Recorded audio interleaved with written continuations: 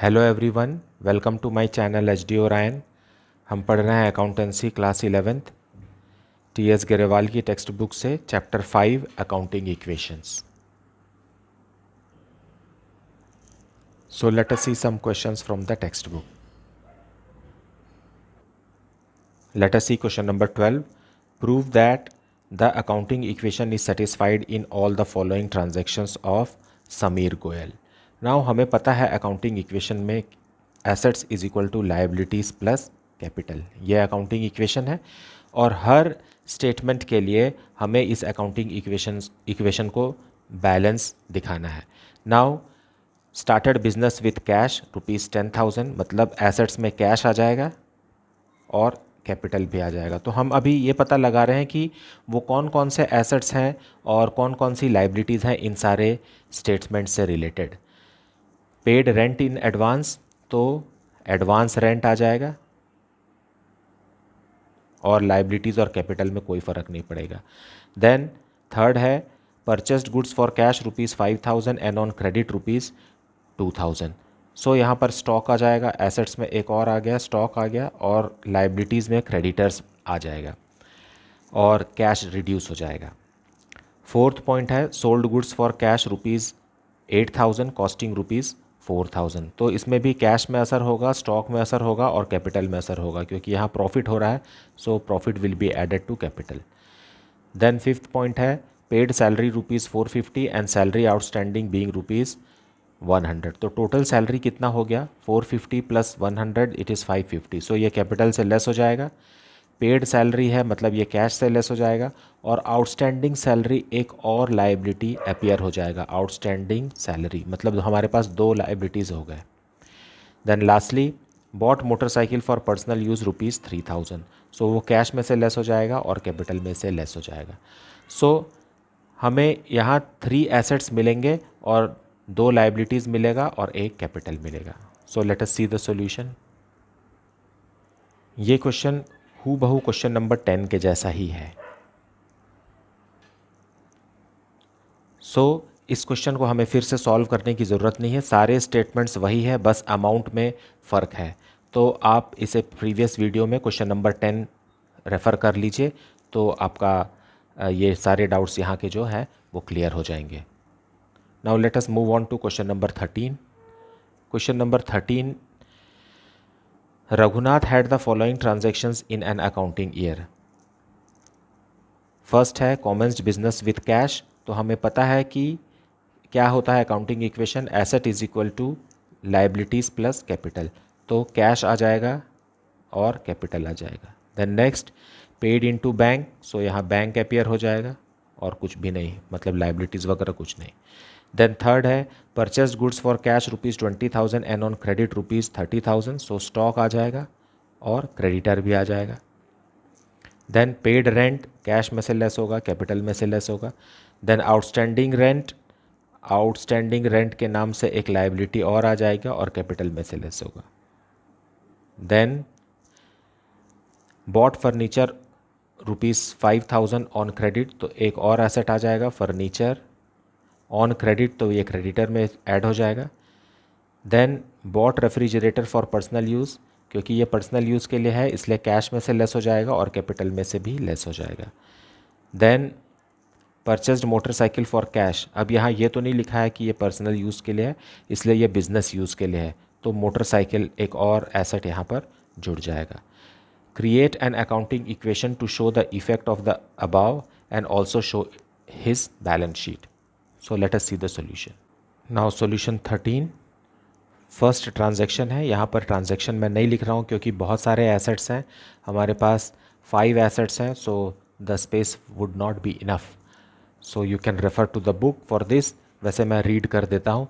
कॉमेंस्ड business with cash ₹50,000। So हमारे पास cash आ जाएगा ₹50,000 का और कैपिटल भी आ गया ₹50,000 का। सो equation is balanced. Second statement है पेड इनटू बैंक ₹10,000। सो हमारे पास बैंक आ जाएगा, कैश से पैसा लेस हो जाएगा ₹10,000 और बैंक में पैसा ₹10,000 इंक्रीज हो जाएगा। अब जो न्यू इक्वेशन आएगा कैश बच जाएगा ₹40,000 का और बैंक में पैसा आ गया ₹10,000 का, is equal to no liabilities plus ₹50,000 capital. So equation is balanced both the sides. अब थर्ड इक्वेशन है, थर्ड ट्रांजैक्शन है, purchased goods for cash ₹20,000 and on credit ₹30,000. मतलब हमारे पास एक और एसेट आ जाएगा, ये है स्टॉक. स्टॉक परचेस कर रहे हैं 20,000 प्लस 30,000. सो स्टॉक आ गया कितने का, ₹50,000 का स्टॉक आ गया. लेकिन इस 50,000 में से ₹20,000 कैश परचेजेस है, इसलिए कैश रिड्यूस हो जाएगा. ब्रैकेट का मतलब होता है minus. So cash will reduce by ₹20,000.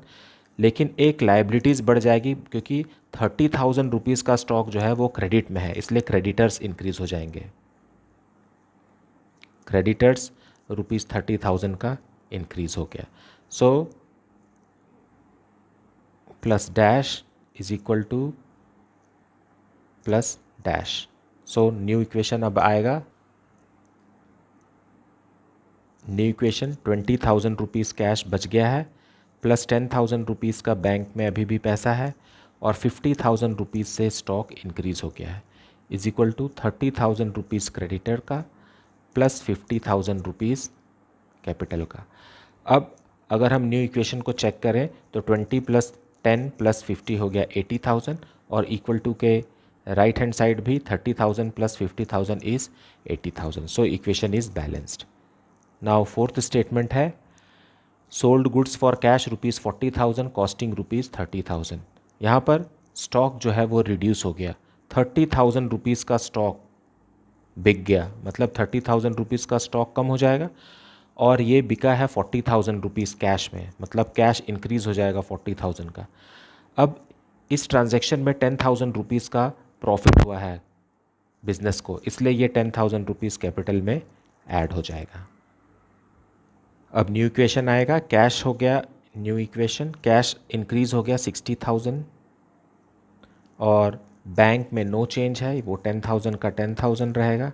Stock जो है क्योंकि 30,000 का सामान बिक गया है इसलिए 20,000 रिमेनिंग है और ₹30,000 का क्रेडिटर्स भी है हमारे पास, प्लस 60,000 हो गया अब कैपिटल. सो 60 प्लस 30 इज़ 90,000 और लेफ्ट हैंड साइड भी 60 plus 10 plus 20 is 90,000. Now fifth transaction है, पेड रेंट ₹500. पेड रेंट मतलब कैश में से ₹500 लेस हो गया और कैपिटल में से भी ₹500 लेस हो गया. सारे एक्सपेंसेस को हमें कैपिटल से लेस करना है और बाकी के एसेट्स और लाइबिलिटीज़ में कोई फ़र्क नहीं पड़ेगा. सो न्यू इक्वेशन हो जाएगा अब 59,500 कैश प्लस ₹10,000 का बैंक है प्लस ₹20,000 का स्टॉक इज इक्वल टू ₹30,000 का क्रेडिटर्स प्लस ₹59,500 का कैपिटल. नाउ सिक्स्थ इक्वेशन है, रेंट आउटस्टैंडिंग ₹100. रेंट आउटस्टैंडिंग का मतलब होता है कि रेंट को पेमेंट करने का समय आ गया है लेकिन बिजनेस ने अभी तक रेंट को पेमेंट नहीं किया है, इसलिए कैश में से वो लेस नहीं हो सकता. लेकिन क्योंकि इसका टाइम हो चुका है पेमेंट करने का, इसलिए ये कैपिटल में से रेंट लेस हो जाएगा और एक नया लाइबिलिटी आ जाएगा, आउटस्टैंडिंग रेंट, क्योंकि हमको भविष्य में ये पे करना होगा, इसलिए ₹500 का रेंट. सो न्यू इक्वेशन है, कैश ₹59,500 प्लस बैंक ₹10,000 प्लस ₹20,000 का स्टॉक इज इक्वल टू ₹30,000 का क्रेडिटर्स प्लस ₹500 का आउटस्टैंडिंग रेंट प्लस ₹59,000 का capital. Now left hand side और राइट हैंड साइड का इक्वेशन यहाँ भी बैलेंस्ड है.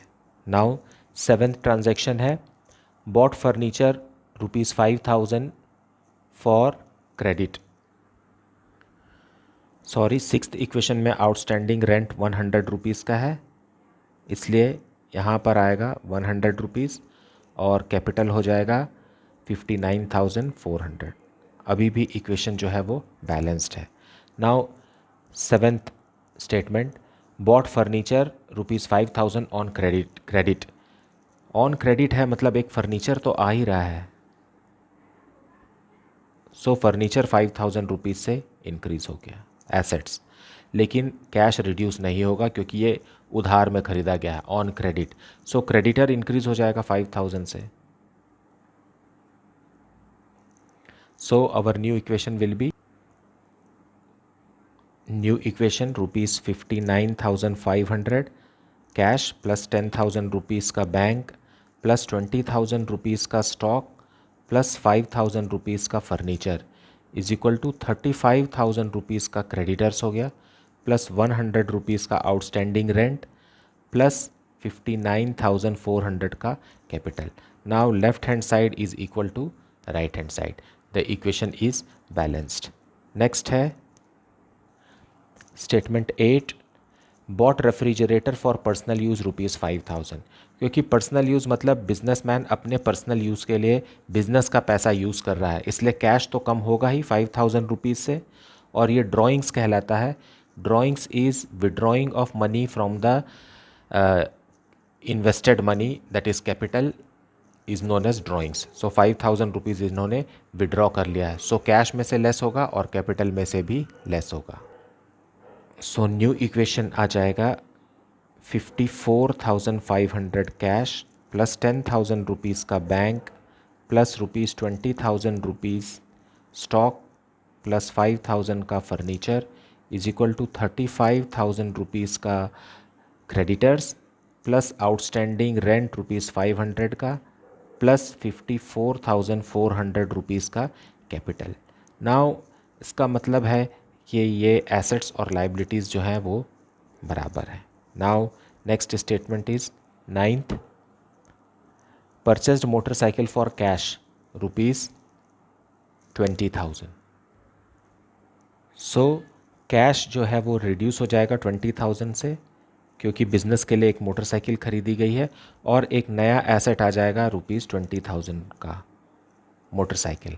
Now the new equation is new equation is remaining cash है रुपीज़ 34,500 का प्लस बैंक में है रुपीज़ 10,000 प्लस 20,000 रुपीज़ का स्टॉक है प्लस 5,000 रुपीज़ का फर्नीचर है प्लस 20,000 रुपीज़ का बिजनेस के लिए मोटरसाइकिल है इज इक्वल टू 35,000 रुपीज़ का क्रेडिटर है प्लस 100 रुपीज़ का आउटस्टैंडिंग रेंट है और कैपिटल है 54,400 रुपीज़ का।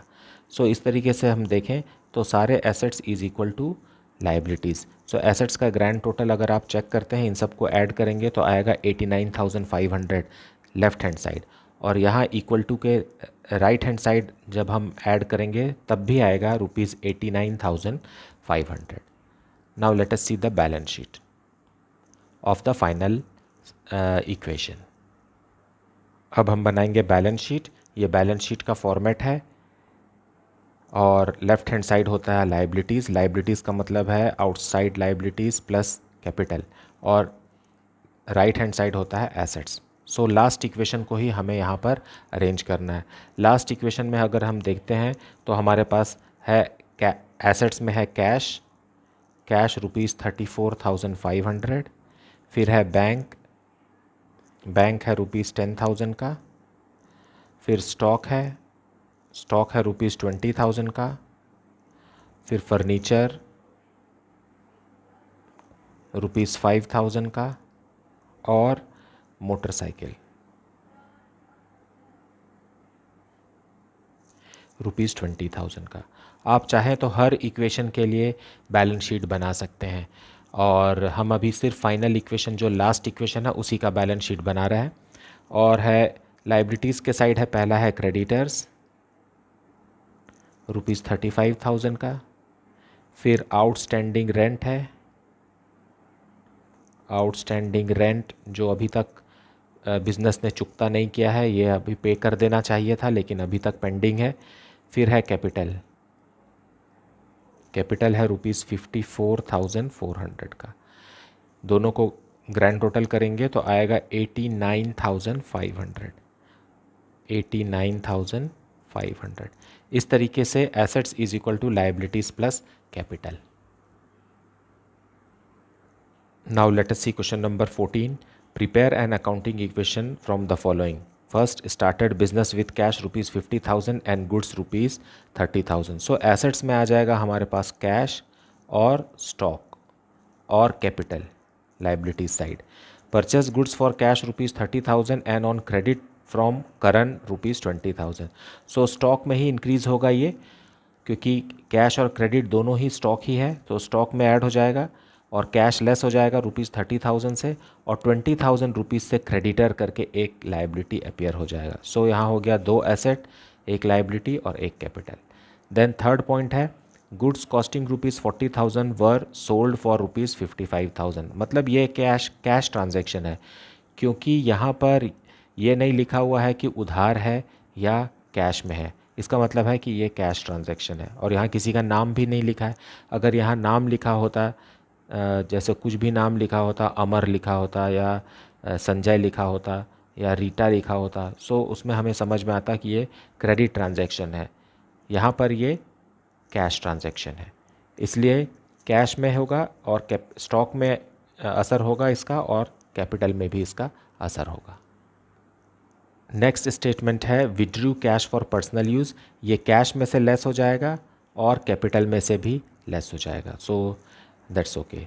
देन फिफ्थ पॉइंट है आउटस्टैंडिंग रेंट। इस आउटस्टैंडिंग रेंट का मतलब होता है रेंट पेमेंट करने का समय जा चुका है, लेकिन अभी तक बिजनेस ने रेंट पे नहीं किया है, इसलिए ये कैपिटल में से लेस हो जाएगा और एक लायबिलिटी अपीयर हो जाएगी आउटस्टैंडिंग रेंट, क्योंकि भविष्य में तो इसे पेमेंट करना ही पड़ेगा। सो लेट अस सी accounting equation. So let us see solution 14 accounting equation.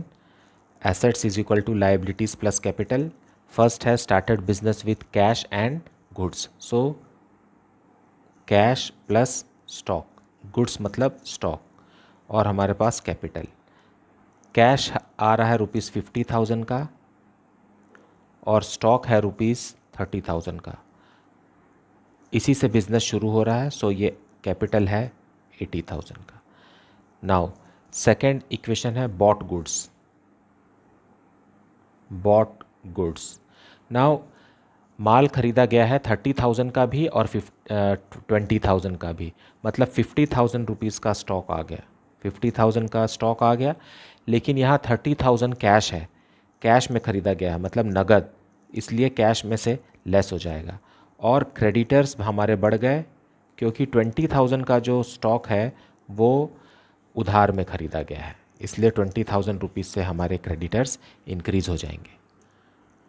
सो न्यू इक्वेशन आएगा, रिमेनिंग कैश हो गया ₹20,000 का, प्लस स्टॉक हो गया ₹80,000 का, इज इक्वल टू 20,000 रुपीज़ का क्रेडिटर प्लस 80,000 रुपीज़ का capital. So equation is balanced, 1 lakh rupees on the left hand side of the equation and 1 lakh rupees on the right hand side. Now third equation, third statement है goods sold. Goods sold. अब यहाँ 40,000 rupees के goods को 55,000 rupees में बेच दिया गया, मतलब स्टॉक जो है वो रिड्यूस हो जाएगा ₹40,000 से, और इसे 55,000 रुपीज़ कैश में बेच दिया गया। सो कैश इंक्रीज़ हो जाएगा ₹55,000 से, लेकिन यहाँ 15,000 रुपीज़ का जो प्रॉफिट आया है ये कैपिटल में ऐड हो जाएगा। सो न्यू इक्वेशन आ जाएगा, 75,000 रुपीज़ का अब कैश हो गया, लेकिन 40,000 रुपीज़ का स्टॉक हो गया, इज इक्वल टू 20,000 रुपीज़ का क्रेडिटर प्लस 95,000 रुपीज़ का capital. So 95 plus 20 will be equal to 1,15,000, और एसेट्स में इन्हें ऐड करेंगे तो ये भी 1,15,000। नाउ फोर्थ इक्वेशन है ड्राइंग्स। ड्राइंग्स का मतलब है कि बिजनेसमैन ने बिजनेस से कुछ पैसे अपने पर्सनल यूज़ के लिए निकाल लिए, 10,000 रुपीज़ उन्होंने विड्रॉ कर लिया, तो ये कैपिटल जो है वो कम हो जाएगा। सो न्यू इक्वेशन है 65,000 रुपीज़ का कैश रिमेनिंग प्लस 40,000 रुपीज़ का stock is equal to 20,000 rupees का क्रेडिटर प्लस 85,000 रुपीज़ का कैपिटल। यहाँ पर भी अब इक्वेशन बैलेंस्ड है। नाउ फिफ्थ स्टेटमेंट है आउटस्टैंडिंग रेंट। आउटस्टैंडिंग रेंट, मतलब रेंट पेमेंट करने का समय आ गया है लेकिन बिजनेस ने अभी तक रेंट का पेमेंट नहीं किया है।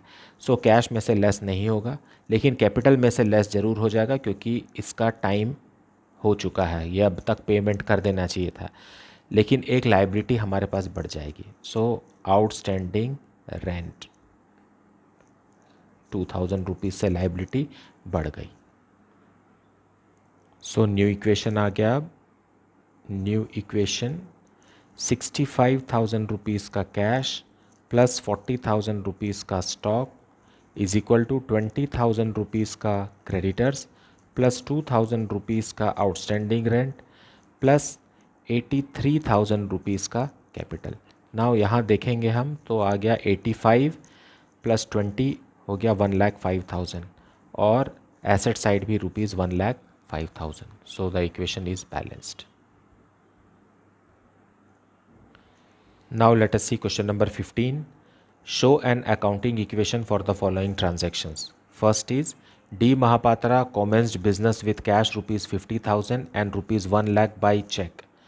Goods ₹60,000 and machinery ₹1 lakh and furniture ₹50,000। मतलब यहाँ पर मिस्टर महापात्रा ने बिज़नेस शुरू किया है लेकिन बहुत सारी चीज़ें एक साथ बिज़नेस में आई हैं। सो एसेट्स में क्या क्या आ गया हमारे पास? कैश आ गया, बैंक भी आ गया क्योंकि चेक आ गया है, गुड्स मतलब स्टॉक भी आ गया, फिर मशीनरी आ गई, फिर फर्नीचर भी आ गया। सो इतने सारे एसेट्स आ गए और कैपिटल, ये सारे मिला करके ही कैपिटल बनते हैं। Then 1/3 of the above goods sold at a profit of 10% on cost and half of the payment is received in cash. मतलब यहाँ पर हमने सामान बेचा है जिसमें हाफ जो है कैश पेमेंट हुआ है और हाफ जो है अभी लेना बाकी। मतलब एक और एसेट आ गया हमारे पास, डेटर। डेटर वो व्यक्ति है जिसे उधार में हमने बिजनेस ने सामान बेचा है। सो डेटर एक और एसेट आ गया। Depreciation on machinery provided at 10%। यहाँ पर मशीन है सो ये लेस हो जाएगा, मशीन में से लेस हो जाएगा और कैपिटल में से लेस हो जाएगा। देन फोर्थ पॉइंट है cash withdrawn for personal use, ये ड्राइंग्स होता है, ड्राइंग्स कैश में से लेस होगा और कैपिटल में से लेस होगा। Then interest on drawings charged at 5%। मतलब ये जो ड्राइंग्स किया गया है बिजनेसमैन के द्वारा, अब ये ड्राइंग्स का अमाउंट बिजनेस को वापस करेगा और साथ में 5% इंटरेस्ट भी देगा। सो एज अ रिज़ल्ट ये कैपिटल में ही प्लस होगा और कैपिटल में ही माइनस होगा।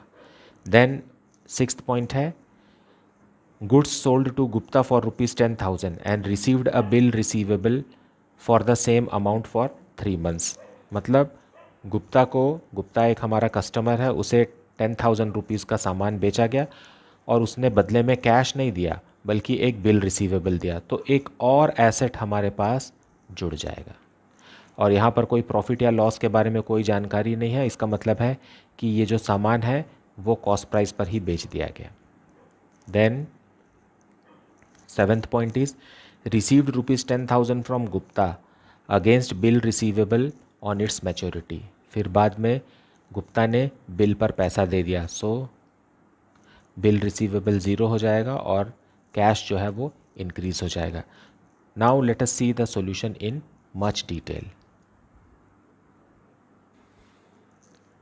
सो सॉल्यूशन 15, मैं यहाँ पर ट्रांजैक्शंस नहीं लिख रहा हूँ क्योंकि बहुत सारा स्पेस की ज़रूरत होगी। I will read out the transactions and we will put the equation here. Equation को यहाँ लिखेंगे क्योंकि हमारे पास 7 एसेट्स हैं और एक भी लाइबिलिटीज़ नहीं है, so much space is required. So transaction 1 जो है उसमें लिखा हुआ है कि स्टार्टेड बिजनेस विथ कैश, हमारे पास आ गया कैश प्लस बैंक चेक है, फिर है गुड्स मतलब स्टॉक आ गया, फिर आ गया मशीनरी और मशीनरी के साथ साथ फर्नीचर भी आ गया। बताइए, इतने सारे एसेट्स के साथ बिजनेस शुरू हो रहा है और कैपिटल, ये सारे को मिला करके ही कैपिटल कहेंगे। कैश है ₹50,000 का, बैंक है ₹1 लाख का, फिर है गुड्स रुपीज़ 60,000 का, और मशीनरी है रुपीज़ 1 लाख का, सब ऐड करते जाएंगे, और फर्नीचर है रुपीज़ 50,000 का। इन सब को ऐड करके कैपिटल में लिखेंगे, that is equal to rupees 3,60,000। अब सेकेंड ट्रांजैक्शन में लिखा हुआ है 1/3 of the above goods is sold at a profit of 10% on cost. यहाँ पर स्टॉक है, इसे ही बेच रहे हैं, इसका 1/3 मतलब हो गया 20,000 रुपीज़ का स्टॉक को हम 10% प्रॉफिट में बेच रहे हैं, मतलब 2,000 रुपीज़, 20,000 का 10% होगा 2,000 रुपीज़। सो कैपिटल इंक्रीज़ हो जाएगा 2,000 से, क्योंकि 2,000 रुपीज़ का प्रॉफिट हो गया। 20,000 के स्टॉक को 22,000 रुपीज़ में हम बेच रहे हैं, और हाफ पेमेंट कैश में रिसीव हो गया, मतलब 22,000 का हाफ हो गया रुपीज़ 11,000, और बाकी हाफ जो है वो डेटर कहलाएगा। डेटर हो गया रुपीज़ 11,000 का, मतलब 22,000 रुपीज़ में हमने बेच दिया, और क्योंकि स्टॉक जो था वो 20,000 का था, इसलिए स्टॉक जो है वो रिड्यूस हो जाएगा। कैसे पता चला कि स्टॉक 20,000 का हमने बेच दिया? 1/3 ऑफ द स्टॉक, देखिए स्टेटमेंट में लिखा है 1/3 of the above goods. So above goods कितना है? 60,000, और इसका 1/3 होगा 20,000। सो 20,000 के स्टॉक में 10% प्रॉफिट, मतलब 2,000 रुपीज़ प्रॉफिट, 22,000 का हो गया सेलिंग प्राइस। हाफ पैसा मिला, हाफ बाद में मिलेगा, और 2,000 रुपीज़ का प्रॉफिट हो गया, वो कैपिटल से जुड़ जाएगा। सो न्यू इक्वेशन हो गया 61,000 रुपीज़ का कैश प्लस 1 लाख रुपीज़ का बैंक प्लस रिमेनिंग 40,000 रुपीज़ का स्टॉक प्लस 1 लाख रुपीज़ की मशीनरी प्लस 50,000 रुपीज़ का फर्नीचर प्लस 11,000 रुपीज़ का डेटर इज इक्वल टू, कोई लाइबिलिटीज़ नहीं है हमारे पास, और कैपिटल अब हो गया रुपीज़ 3,62,000। सो यहाँ सारे एसेट्स को ऐड करेंगे तो भी आएगा रुपीज़ 3,62,000, और कैपिटल भी 3,62,000। So equation is balanced. Now third है depreciation on machinery provided at 10%। Machinery पे डेप्रीशिएशन लगा, मतलब decrease in the value of machine हो गया। सो मशीन कम हो जाएगी 10% से। सो 1 लाख का 10% होता है 10,000। 10,000 से मशीन कम हो गई, और ये कैपिटल में से भी लेस हो जाएगा, क्योंकि ये एक एक्सपेंस है, इसलिए कैपिटल से रिड्यूस हो जाएगा। और हमारा न्यू इक्वेशन हो जाएगा 61,000 रुपीज़ का कैश प्लस 1 लाख रुपीज़ का बैंक प्लस 40,000 रुपीज़ का स्टॉक प्लस 90,000 हो गई अब मशीन प्लस 50,000 रुपीज़ का फर्नीचर प्लस 11,000 रुपीज़ का debtor is equal to 3,52,000. So both the sides the balance is 3,52,000. Now let us see fourth statement, cash withdrawn for personal use rupees 10,000. So cash कम हो जाएगा, personal use के लिए businessman ने business से पैसे निकाल लिए, सो कैपिटल भी कम हो जाएगा उतने ही अमाउंट से। So new equation will be 51,000 rupees का कैश प्लस 1 लाख रुपीज़ का बैंक प्लस 40,000 रुपीज़ का स्टॉक प्लस 90,000 रुपीज़ का मशीनरी प्लस 50,000 रुपीज़ का फर्नीचर प्लस 11,000 रुपीज़ का debtor is equal to rupees 3,42,000. Equation is balanced. Now fifth statement है interest on drawings charged at 5%. Interest on drawings कितना है? आप fourth statement को पढ़ेंगे, इसके लिए ड्राइंग्स है रुपीज़ 10,000, और इसका 5% हो गया 500 रुपीज़. अब 500 रुपीज़ बिजनेस ने बिजनेसमैन पर चार्ज किया है, इसका मतलब है कि ये बिज़नेस के लिए प्रॉफिट है, क्योंकि 500 रुपीज़ का इंटरेस्ट बिजनेस को रिसीव होने वाला है, इसलिए 500 रुपीज़ कैपिटल में ऐड हो जाएगा. लेकिन ये जो है, ये जो इंटरेस्ट मिलने वाला है वो तो बिजनेसमैन से ही मिलने वाला है, इसलिए ये कैपिटल से लेस भी हो जाएगा. मतलब इंटरेस्ट ऑन ड्राइंग्स जो है वो कैपिटल में ही ऐड होगा और कैपिटल में ही सबट्रैक्ट होगा, क्योंकि इंटरेस्ट ऑन ड्राइंग्स के अमाउंट से ड्राइंग्स बढ़ जा रहा है, इसलिए ये माइनस होगा, और ये जो इंटरेस्ट है ये बिज़नेस के लिए एक इनकम है, इसलिए ये कैपिटल में ऐड हो जाएगा। नाउ न्यू इक्वेशन सेम रहेगा, 51,000 रुपीज़ का कैश प्लस 1,00,000 रुपीज़ का बैंक प्लस 40,000 रुपीज़ का स्टॉक प्लस 90,000 रुपीज़ का मशीन प्लस 50,000 रुपीज़ का फर्नीचर प्लस 11,000 रुपीज़ का debtor is equal to rupees 3,42,000। Now the equation is balanced. Now sixth statement में लिखा है goods sold to Gupta for rupees 10,000 and received a bill receivable for the same amount. So goods बेच दिया गया, मतलब 10,000 rupees से stock जो है वो लेस हो जाएगा और गुप्ता को बेचा गया। और गुप्ता जी ने क्या दिया? गुप्ता जी ने बिल्स रिसीवेबल दिया। सो एक नया एसेट बढ़ जाएगा, बिल्स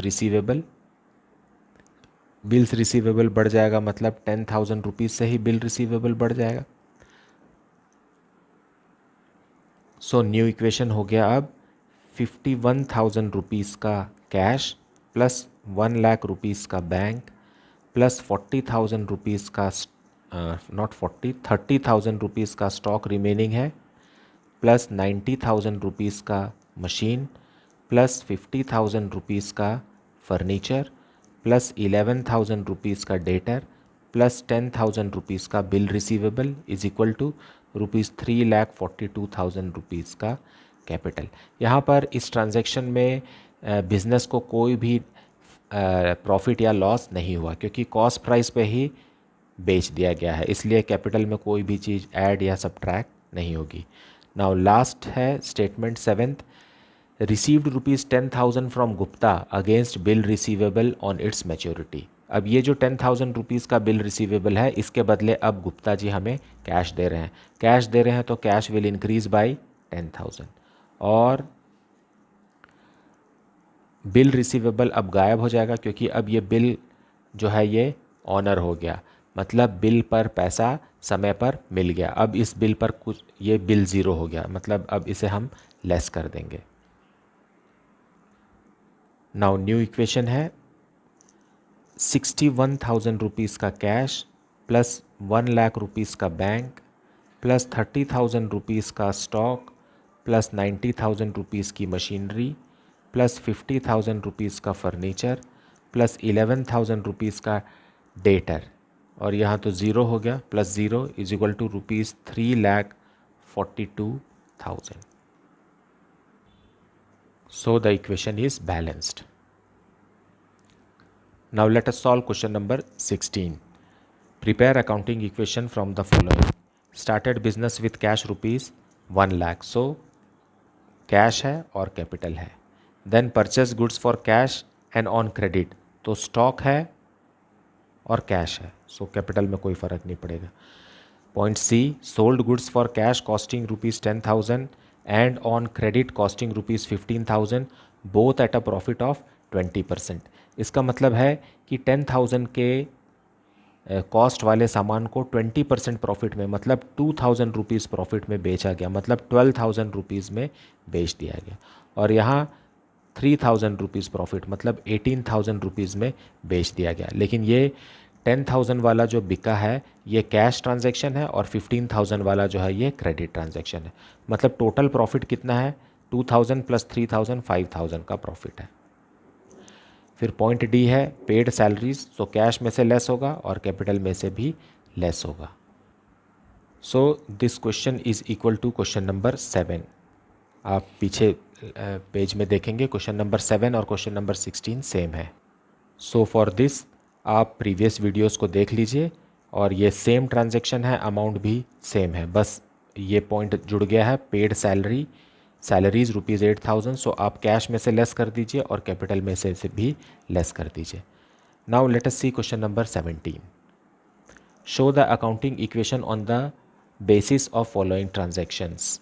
फर्स्ट है Ram started business with rupees 25,000, मतलब है कैश हो गया, कैश आ गया और कैपिटल आ गया, ये दो से first statement. Second, purchase goods from Shyam rupees 10,000, so stock भी आ गया। Then third, sold goods to Sohan costing rupees 1,500 for rupees 1800, मतलब 300 रुपीज़ का प्रॉफिट हो गया। सो ये कैपिटल में ऐड हो जाएगा 300 रुपीज़, और कॉस्ट जो है वो स्टॉक में से लेस हो जाएगा। और क्योंकि हमने सोहन को बेचा है इसलिए मतलब ये एक क्रेडिट ट्रांजैक्शन है, तो डेटर भी एक हमारा नया एसेट आ गया, मतलब 3 एसेट्स हैं और एक कैपिटल है। ये क्वेश्चन भी क्वेश्चन नंबर 2 है। क्वेश्चन नंबर 2 और क्वेश्चन नंबर 17 सेम है, बस पॉइंट सी में ये फ़र्क है कि यहाँ प्रॉफिट में हमने सामान बेचा है, गुड्स को बेचा है, लेकिन क्वेश्चन नंबर 2 में ये लॉस है। So for this reason let us solve this question. So solution 17, first transaction started business. Started business with cash, so asset है हमारे पास कैश ₹25,000 का, और यही हमारा कैपिटल है ₹25,000। Equation is balanced. Let us see statement 2, purchase goods from Shyam. So credit purchase है ये, क्रेडिट परचेजेस। सो हमारे पास स्टॉक आ गया। स्टॉक कितने का आ गया? स्टॉक आ गया ₹10,000 का, और क्रेडिटर बढ़ गया हमारा, क्योंकि ये एक क्रेडिट ट्रांजैक्शन है इसलिए, क्योंकि यहाँ श्याम लिखा हुआ है स्टेटमेंट में, परचेज गुड्स फ्रॉम श्याम, इसका मतलब है कि ये क्रेडिट ट्रांजैक्शन है। अब हम न्यू इक्वेशन कैलकुलेट करेंगे। सो न्यू इक्वेशन है 25,000 रुपीज़ का कैश प्लस 10,000 रुपीज़ का stock is equal to 10,000 rupees का क्रेडिटर प्लस 25,000 रुपीज़ का कैपिटल। नाउ थर्ड ट्रांजैक्शन है। Third transaction sold goods. Sold goods costing ₹1,500 for ₹1,800 to Sohan. यहाँ सोहन वर्ड लिखा हुआ है, सोहन नाम लिखा हुआ है, इसलिए ये भी एक क्रेडिट ट्रांजैक्शन है। सो एक नया एसेट आ जाएगा डेटर। यहाँ 1,500 रुपीज़ का स्टॉक कम हो जाएगा क्योंकि ये बिक गया है। किसको बिक गया? सोहन को बिक गया, मतलब डेटर 1,800 रुपीज़ से बढ़ जाएंगे। और प्रॉफिट यहाँ जो हो रहा है ये 300 रुपीज़ का प्रॉफिट कैपिटल में ऐड हो जाएगा। सो न्यू इक्वेशन अब आ गया 25,000 रुपीज़ का कैश प्लस 8,500 रुपीज़ का स्टॉक प्लस 1,800 रुपीज़ का debtors is equal to 10,000 rupees का क्रेडिटर प्लस 25,300 रुपीज़ का कैपिटल। अगर हम इसे ऐड करते हैं तो ये आ जाता है 35,300 rupees on the right hand side, और यहाँ इन तीनों को भी ऐड करेंगे तो आएगा 35,300। सो इक्वेशन इज़ बैलेंस्ड। मुझे उम्मीद है कि आपको अकाउंटिंग इक्वेशन बहुत अच्छे से समझ में आ रहा है। अगर आपको कुछ भी डाउट है या कोई भी सजेशन है, you please put it in the comment section. Please like, subscribe and share the channel. Thank you so much for watching.